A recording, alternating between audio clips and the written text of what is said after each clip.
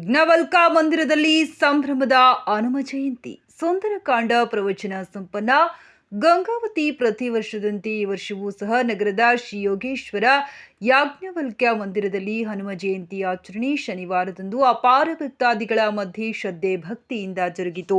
ಇದೇ ಸಂದರ್ಭದಲ್ಲಿ 2 ದಿನಗಳಿಂದ ವೇದಮೂರ್ತಿ ಕಾರ್ತಿಕ ಜೋಶಿ ಅವರಿಂದ ನಡೆಸಲಾದ ಸುಂದರಕಾಂಡ ಪ್ರವಚನ ಕಾರ್ಯಕ್ರಮ ಸಂಪನ್ನಗೊಂಡಿತು. ಈ ಸಂದರ್ಭದಲ್ಲಿ ದೇವಸ್ಥಾನ ಸಮಿತಿಯ ಅಧ್ಯಕ್ಷ ಮುರಳೀಧರ ಕುಲಕರ್ಣಿ ಮಾತನಾಡಿ, ವಾಯುಪುತ್ರ ಹನುಮ ಹುಟ್ಟಿದ ಈ ಪುಣ್ಯ ಭೂಮಿಯಲ್ಲಿ ಜನಿಸಿದ ನಾವೇ ಪುಣ್ಯವಂತರು. ಸಮಾಜ ಬಾಂಧವರ ಸರ್ವರ ಸಹಕಾರದ ಮೇರೆಗೆ ಸದರಿ ದೇವಸ್ಥಾನದಲ್ಲಿ ವರ್ಷವಿಡೀ ವೈವಿಧ್ಯಮಯ ಕಾರ್ಯಕ್ರಮವನ್ನು ಆಯೋಜಿಸುವುದರ ಮೂಲಕ ಪಕ್ಕದಲ್ಲಿ ಧಾರ್ಮಿಕ ಮನೋಭಾವನೆ ಸಮಾಜವನ್ನ ಸಂಘಟಿಸಲಾಗುತ್ತದೆ ಎಂದು ಹೇಳಿದರು. ಬೆಳಗ್ಗೆ ಆಂಜನೇಯ ಸ್ವಾಮಿಗೆ ಪಂಚಾಮೃತಾಭಿಷೇಕ, ವಾಯುಸ್ತುತಿ ಪಾರಾಯಣ, ಆಂಜನೇಯದ ಉತ್ಸವ ಮೂರ್ತಿಯನ್ನ ತೊಟ್ಟಿಲು ಹಾಕುವಿಕೆ ಸೇರಿದಂತೆ ಭಜನೆ, ಶ್ರೀ ಸತ್ಯನಾರಾಯಣ ಪೂಜೆ, ವೈವಿಧ್ಯಮಯ ಧಾರ್ಮಿಕ ಪೂಜಾ ಕಾರ್ಯಕ್ರಮಗಳು ಜರುಗಿದವು. ಸಮಾಜದ ಮುಖಂಡರಾದ ತಿರುಮಲರಾವ್ ಆಲಂಪಲ್ಲಿ, ಗೋಪಿ ದಿನ್ನಿ, ವೆಂಕಟೇಶ್ ಆನಂದ್, ಗುರುರಾಜ್ ಕುಲಕರ್ಣಿ, ಪ್ರಕಾಶ್, ವಿಪ್ರ ಸಮಾಜದ ಅಧ್ಯಕ್ಷ ರಾಘವೇಂದ್ರ ಮೀಗೂರು, ರಾಘವೇಂದ್ರ ಲೆಕ್ಕಿಹಾಳ ಇತರರು ಉಪಸ್ಥಿತರಿದ್ದರು. ಮಹಾಮಂಗಳಾರತಿ, ತೀರ್ಥ ಪ್ರಸಾದ ಜರುಗಿತು.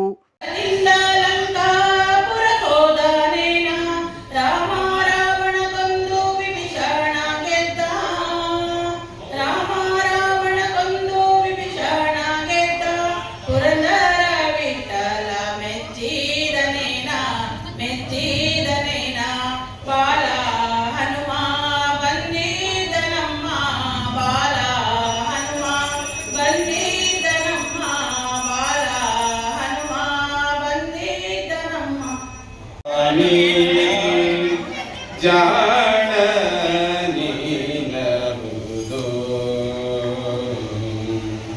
ಜಾಣ ನೀನಹುದು ರಾಣಿ ಭಾರತಿ ರಮಣ ನಿನಗನಗಾನಿ ತ್ರಿಭುವನದೊಳಗೆ ಸರ್ವ ರಾಣಿಗಳ ಹೃದಯದಲ್ಲಿ ಮುಖ್ಯ ಪ್ರಾಣನೆಂದೆನಿಸಿದೆಯೋ ಸ್ವಾಮಿ. ಜಾಣ ಮುಖ್ಯ ಪ್ರಾಣ ನೀನಹುದು ಜಾಣ ನೀನಹುದು ಧೀರ ನೀನಹುದು ವಾಯುಕುಮಾರ ನೀನಹುದು ಸಾರಿದವರ ಮನೋರ ಕಂಗಳ ಬಾರಿ ಬಾರಿಗೆ ಕೊಡುವೆನನು ತಲಿ. ಸಾರಿದವರ ಮನೋರ ಕಂಗಳ ಬಾರಿ ಬಾರಿಗೆ ಕೊಡುವೆನನು ತಲಿ. ಶಿರನದಿ ತೀರದಲ್ಲಿ ನೆಲೆಸಿದ ಮಾರುತಾವು ತಾರು ಹನುಮ ಜಾಣ ಮುಖ್ಯ ಪ್ರಾಣ ನೀನಹುದು. ಎಂಥ ವ್ಯಕ್ತಿತ್ವ! ರಾಮ ಎಂಥವನು, ಭರತ ಎಂಥವನು, ಶತ್ರುಘ್ನ, ಒಬ್ಬೊಬ್ಬರ ವ್ಯಕ್ತಿತ್ವವನ್ನು ನೋಡ್ತಾ ಹೋದ್ರೆ ನಮಗೆ ರೋಮಾಂಚನವಾಗುತ್ತೆ. ಹಾಗಾಗಿ ಹನುಮಂತ ದೇವರು ಸುಂದರಕಾಂಡದಲ್ಲಿ ಇಷ್ಟು ಪಾಠಗಳನ್ನು ನಮಗೋಸ್ಕರವಾಗಿ ಮಾಡಿದ್ದಾರೆ. ಕೆಲಸ ಆಯಿತು ಅಷ್ಟೇ ಅಲ್ಲದೇನೆ ಯಾರಾದ್ರೂ ಒಂದು ಕೆಲಸ ಹೇಳಿಕೊಟ್ರೆ ಅದನ್ನಷ್ಟೇ ಮಾಡಿ ಬರೋರು ಕೆಲವರು ಇರ್ತಾರೆ. ಇರ್ಲಿ ಅಂತ ಹೇಳಿ ಒಂದ್ ಸ್ವಲ್ಪ ಸೇರಿಸೋರು ಇರ್ತಾರೆ. ಆದ್ರೆ ಆ ಸೇರಿಸಿದ್ದು ಹಿಂದಿನ ಕಾರ್ಯಕ್ಕೆ ಬಾಧಕವಾಗಬಾರದು ಅಂಥ ಕೆಲಸವನ್ನ ಹನುಮಂತ ದೇವರು ಮಾಡಿದ್ರು. ಹನುಮಂತ ದೇವರು ಸೀತೆಯನ್ನು ಭೇಟಿಯಾಗಿ ಅವಳಿಗೆ ಚೂಡಾಮಣಿಯನ್ನು ತೆಗೆದುಕೊಂಡು ರಾಮನ ಉಂಗುರವನ್ನು ಕೊಟ್ಟು ರಾಮ ಬರ್ತಾನೆ ಅಂತ ಧೈರ್ಯವನ್ನ ಹೇಳಿ ಆ ನಂತರದಲ್ಲಿ ಇಡೀ ಅಶೋಕವನ ಧ್ವಂಸವನ್ನ ಮಾಡಿದರು ಅಂತ ಕೇಳಿದ್ವಿ ನಿನ್ನೆ. ಅದರ ಉದ್ದೇಶ ಅವರಿಗೆ ಈಶ್ವರವಾಗಿ ಇಂಥ ಒಂದು ಪರಾಕ್ರಮವನ್ನ ತೋರಿಸಿದ್ರು. ಮಂತ್ರಿಗಳನ್ನೂ ಕೂಡ 3ನೇ ಒಂದು ಭಾಗವನ್ನ ಇಡೀ ಸೈನ್ಯವನ್ನ ಎಂಥ ವ್ಯಕ್ತಿತ್ವ! ರಾಮ ಎಂಥವನು, ಭರತ ಎಂಥವನು, ಶತ್ರುಘ್ನ, ಒಬ್ಬೊಬ್ಬರ ವ್ಯಕ್ತಿತ್ವವನ್ನು ನೋಡ್ತಾ ಹೋದ್ರೆ ನಮಗೆ ರೋಮಾಂಚನವಾಗುತ್ತೆ. ಹಾಗಾಗಿ ಹನುಮಂತ ದೇವರು ಸುಂದರಕಾಂಡದಲ್ಲಿ ಇಷ್ಟು ಪಾಠಗಳನ್ನು ನಮಗೋಸ್ಕರವಾಗಿ ಮಾಡಿದ್ದಾರೆ. ಕೆಲಸ ಆಯಿತು ಅಷ್ಟೇ ಅಲ್ಲದೇನೆ ಯಾರಾದ್ರೂ ಒಂದು ಕೆಲಸ ಹೇಳಿಕೊಟ್ರೆ ಅದನ್ನಷ್ಟೇ ಮಾಡಿ ಬರೋರು ಕೆಲವರು ಇರ್ತಾರೆ. ಇರ್ಲಿ ಅಂತ ಹೇಳಿ ಒಂದ್ ಸ್ವಲ್ಪ ಸೇರಿಸೋರು ಇರ್ತಾರೆ. ಆದ್ರೆ ಆ ಸೇರಿಸಿದ್ದು ಹಿಂದಿನ ಕಾರ್ಯಕ್ಕೆ ಬಾಧಕವಾಗಬಾರದು ಅಂಥ ಕೆಲಸವನ್ನ ಹನುಮಂತ ದೇವರು ಮಾಡಿದ್ರು. ಹನುಮಂತ ದೇವರು ಸೀತೆಯನ್ನು ಭೇಟಿಯಾಗಿ ಅವಳಿಗೆ ಚೂಡಾಮಣಿಯನ್ನು ತೆಗೆದುಕೊಂಡು ರಾಮನ ಉಂಗುರವನ್ನು ಕೊಟ್ಟು ರಾಮ ಬರ್ತಾನೆ ಅಂತ ಧೈರ್ಯವನ್ನ ಹೇಳಿ ಆ ನಂತರದಲ್ಲಿ ಇಡೀ ಅಶೋಕವನ ಧ್ವಂಸವನ್ನ ಮಾಡಿದರು ಅಂತ ಕೇಳಿದ್ವಿ ನಿನ್ನೆ.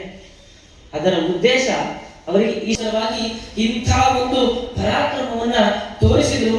ಮಂತ್ರಿಗಳನ್ನೂ ಕೂಡ 3ನೇ ಒಂದು ಭಾಗವನ್ನ ಇಡೀ ಸೈನ್ಯವನ್ನಗೋಸ್ಕರವಾಗಿ ಹೊರಟಂತಹ ಅವರ ಕಾರ್ಯ ನಿರ್ವಿಘ್ನವಾಗಿ ಅಲ್ಲ, ವಿಘ್ನ ಸಹಿತವಾಗಿಯೇ ಆಯಿತು ಅಂತ ಕಥಾನಕವನ್ನ ನಾವು ಕೇಳಿದ್ದೇವೆ.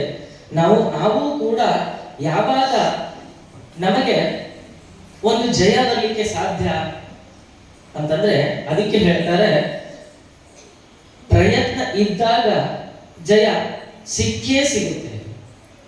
ಹೇಗೆ ಅಂತಂದ್ರೆ ಅದಕ್ಕೆ ಹೇಳುವಂತಹ ಮಾತು, ಹನುಮಂತ ದೇವರಿಗೆ ಎಷ್ಟು ಉತ್ಸಾಹ ಇತ್ತು ಅಂತ ತಿಳಿಸುವಂತಹ ಮಾತು, ಕಾಷ್ಟಾದಜ್ಞನು ಜಾಯತೆ ಮಧ್ಯಮಾನ ಭೂಮಿ ಸ್ತೋಯಂ ಧನ್ಯಮಾನ ದದಾತಿ ಸೋತ್ಸಾಹಾನಾಂ ನಾಸ್ತ್ಯ ಸಾಧ್ಯಂ ನರಾಣಾಂ ಮಾರ್ಗಾರಬ್ಧ ಸರ್ವಯತ್ನ ಫಲಂತಿ.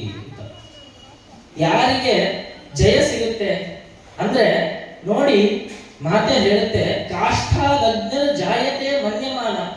ಹಿಂದೆ ಹೋಮವನ್ನ ಮಾಡಬೇಕು ಅಂತಂದ್ರೆ ಅರಣಿ ಮಥನವನ್ನ ಮಾಡ್ತಾ ಇದ್ರು. ಕಟ್ಟಿಗೆಯಿಂದ ಕೆಳಗಡೆ ಹತ್ತಿಯನ್ನಿಟ್ಟು ಕಟ್ಟಿಗೆಯಲ್ಲಿ ಹತ್ತಿಯನ್ನಿಟ್ಟು ಅದನ್ನ ಮಥಿಸಿದಾಗ ಅಲ್ಲಿ ಅಗ್ನಿ ಉತ್ಪಾದನೆಯನ್ನ ಆಗ್ತಾ ಇತ್ತು. ಹಾಗಾಗಿ ಅಷ್ಟು ಪ್ರಯತ್ನ ಪಟ್ಟಾಗ ಮಾತ್ರ ಅಗ್ನಿ ಬರಲಿಕ್ಕೆ ಸಾಧ್ಯ. ಹಾಗೆ ಭೂಮಿ ಸ್ತೋಯಂ ಖನ್ಯಮಾನ ದದಾತಿ. ಮನೆಯನ್ನ ಕಟ್ತಾ ಇದ್ದೇವೆ, ಮುಂದೆ ನೀರು ಬೇಕು, ಬೋರನ್ನ ಹಾಕಬೇಕು, ಆಳವಾಗಿ ತೋಡಿದಾಗ ಮಾತ್ರ ಆವಾಗ ನೀರು ಸಿಗುತ್ತೆ. ತಾಳ್ಮೆ ಬೇಕು, ಸತತವಾದ ಪ್ರಯತ್ನ ಬೇಕು. ಹಾಗೆ ಸೋತ್ಸಾಹಾನ ನಾಸ್ತ್ಯ ಸಾಧ್ಯಂ ನರಾಣಂ. ನರನಿಗೆ ಅಸಾಧ್ಯವಾದದ್ದು ಅನ್ನೋದು ಯಾವುದೂ ಇಲ್ಲ. ಆದ್ರೆ ಯಾವಾಗ ಅಸಾಧ್ಯವಾದದ್ದು ಸಾಧ್ಯವಾಗುತ್ತೆ, ಮಾರ್ಗ ಲಬ್ಧ ಸರ್ವಯತ್ನ ಫಲಂತಿ. ನಾವು ಆ ಮಾರ್ಗದಲ್ಲಿ ಚಲಿಸಬೇಕು. ಎಷ್ಟೇ ಕಷ್ಟ ಬಂದರೂ ಕೂಡ ಆ ಎಲ್ಲವನ್ನ ಎದುರಿಸಿ ಚಲಿಸಿದಾಗ ನಮ್ಮ ಪ್ರಯತ್ನಕ್ಕೆ ತಕ್ಕ ಫಲ ದೊರೆಯುತ್ತೆ. ಯಾಕೆ ಈ ಮಾತನ್ನ ಹೇಳದೆ ಅಂದ್ರೆ, ಹನುಮಂತ ದೇವರು ಹೊರಟಾಗ ಅನೇಕ ವಿಘ್ನಗಳು, ಹೆಚ್ಚಿಗೆ ವಿಘ್ನಗಳನ್ನ ಅವರು ನಿವಾರಿಸಿಕೊಂಡು ಸೀತಾದೇವಿಯ ಸಂದರ್ಶನವನ್ನೂ ಮಾಡಿ ಸೀತೆಯಿಂದ ಆ ಚೂಡಾಮಣಿಯನ್ನ ಪಡೆದುಕೊಂಡರು. ಯಾಕೆ? ಸರ್ವಯತ್ನ ಫಲಂತಿ. ಅವರು ಸಾಧಿಸಲೇಬೇಕು ಅನ್ನುವಂತಹ ದೃಢ ಮನಸ್ಕರಾಗಿ ಹೋಗಿದ್ರು.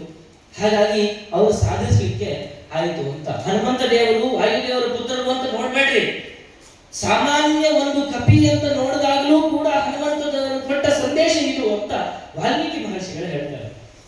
ಗುರುಪೂರ್ಣಮ ಪ್ರತಿ ವರ್ಷದಂತೆ ಈ ವರ್ಷ ಸಹ ಹನುಮ ಜಯಂತಿಯು ಅತ್ಯಂತ ವಿಜೃಂಭಣೆಯಿಂದ ಕಾರ್ಯಕ್ರಮ ನೆರವೇರುತ್ತದೆ. ಈ ಅಜ್ಞಾವಕ ಜಯಂತಿಯ ಅಂಗವಾಗಿ 3 ದಿನಗಳ ಜ್ಞಾನಸತ್ರ ಕಾರ್ಯಕ್ರಮ ನಮ್ಮ ದೇವಸ್ಥಾನದಲ್ಲಿ ವಿಜೃಂಭಣೆಯಿಂದ ನೆರವೇರಿತು. ಅದೇ ರೀತಿಯಾಗಿ ಶ್ರೀ ಅನಂತರಾಜ್ ಮಿಸ್ತ್ರಿ ಗುಲ್ಬರ್ಗ ಇವರಿಂದ ಸಂಗೀತ ಕಾರ್ಯಕ್ರಮ ಹಾಗೂ ವೇದಮೂರ್ತಿ ಶ್ರೀ ಕಾರ್ತಿಕ್ ಜೋಶಿ ಇವರಿಂದ ಪ್ರವಚನ ಆಯಿತು. ಇವತ್ತಿನ ದಿವಸ ಬೆಳಗ್ಗೆ ಅಷ್ಟೋತ್ತರ ಮತ್ತು ವಾಸ್ತುತಿ ಕಾರ್ಯಕ್ರಮ ಮತ್ತು ಯಜ್ಞವರ್ಗರ ಹನುಮಂತ ದೇವರ ದೇವಸ್ಥಾನ ರಥೋತ್ಸವಗಳು ಅತ್ಯಂತ ವಿಜೃಂಭಣೆಯಿಂದ ನಡೆಯಿತು. ಇದೀಗ 12 ಗಂಟೆಗೆ ಶ್ರೀಯುತ ಕಾರ್ತಿಕ್ ಜೋಶಿ ಅವರಿಂದ ಮಂಗಳ ಕಾರ್ಯಕ್ರಮ ಮುಕ್ತಾಯ ಆಗ್ತದೆ. ಸಾಯಂಕಾಲ ಅಷ್ಟಾವಧಾನ ಪೂಜೆ ಇರ್ತದೆ. ಸಾಯಂಕಾಲ ಅತ್ಯಂತ ತನುಮನದಾನದಿಂದ ಅತ್ಯಂತ ಯಶಸ್ವಿಯಾಗಿ ಸೇವೆ ಸಲ್ಲಿಸಿರ್ತಕ್ಕಂಥ ಎಲ್ಲ ಭಕ್ತಾದಿಗಳಿಗೆ ವಂದನೆಗಳನ್ನು ತಿಳಿಸುತ್ತಾ ಒಂದೆರಡು ಮಾತುಗಳನ್ನು. ರಾಮಾಯ ರಾಮಭದ್ರಾಯ ರಾಮಚಂದ್ರಾಯ ವೇಧಸೇ ರಘುನಾಥಾಯ ನಾಥಾಯ ಸೀತಾಯ ಪತಯೇ ನಮಃ. ಮನೋಜವಂ ಮಾರುತತುಲ್ಯವೇಗಂ ಜಿತೇಂದ್ರಿಯಂ ಬುದ್ಧಿಮತಾಂ ವರಿಷ್ಠಂ ವಾತಾತ್ಮಕಂ ವಾರಯೂತಂ ಮುಖ್ಯಂ ಶ್ರೀರಾಮದೂತಂ ಶಿರಸಾ ನಮಾಮಿ. ಶ್ರೀ ಗುರುಭ್ಯೋ ನಮಃ. ಹರಿ ಓಂ. ಗಂಗಾವತಿಯ ಯಾಜ್ಞವಲ್ಕ ದೇವಸ್ಥಾನದಲ್ಲಿ ಹನುಮ ಜಯಂತಿ ಪ್ರಯುಕ್ತ 3 ದಿನಗಳ ಜ್ಞಾನ ಸತ್ರ ಕಾರ್ಯಕ್ರಮವನ್ನು ಹಮ್ಮಿಕೊಳ್ಳಲಾಗಿತ್ತು. ಹಾಗಾಗಿ 11, 10, 11, 12 11ನೇ ತಾರೀಕಿನ ದಿವಸ ಜ್ಞಾನ ಸತ್ರದ ಜೊತೆಗೆ ಹರಿದಾಸವಾಣಿ ಕಾರ್ಯಕ್ರಮವೂ ಕೂಡ ಅನಂತ ಮಿಸ್ತ್ರಿ ಗುಲ್ಬರ್ಗ ಅವರಿಂದ ನಡೆದಿತ್ತು. ಇವತ್ತಿನ ದಿನ ಬೆಳಿಗ್ಗೆ ಹನುಮಂತ ದೇವರನ್ನು ತೊಟ್ಟಲಲ್ಲಿ ಹಾಕಿ ಮುಖ್ಯ ಪ್ರಾಣದೇವರಿಗೆ ಮಧು ಅಭಿಷೇಕ ಆಯಿತು. ಅದರ ಜೊತೆಗೆ ವಾಯುಸ್ತುತಿ ಪುನಶ್ಚರಣ ಕಾರ್ಯಕ್ರಮವೂ ಕೂಡ ನಡೆಯಿತು.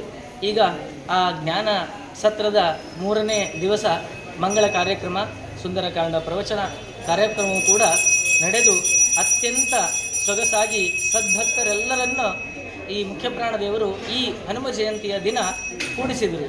ಹಾಗಾಗಿ ಅಂತಹ ಮುಖ್ಯ ಪ್ರಾಣದೇವರು ರಾಮನಲ್ಲಿ ಹೇಗೆ ಭಕ್ತಿಯನ್ನು ತೋರಿಸಿದರೋ ಅಂತಹ ಭಕ್ತಿಯನ್ನು ನಮಗೆಲ್ಲರಿಗೂ ಕೂಡ ಕೊಡಲಿ ಅಂಥೇಳಿ ನಾನು ಈ ಮುಖಾಂತರವಾಗಿ ಕೇಳಿಕೊಳ್ತೇನೆ. ಶ್ರೀಕೃಷ್ಣ ಅರ್ಪಣ ಮಸ್ತು.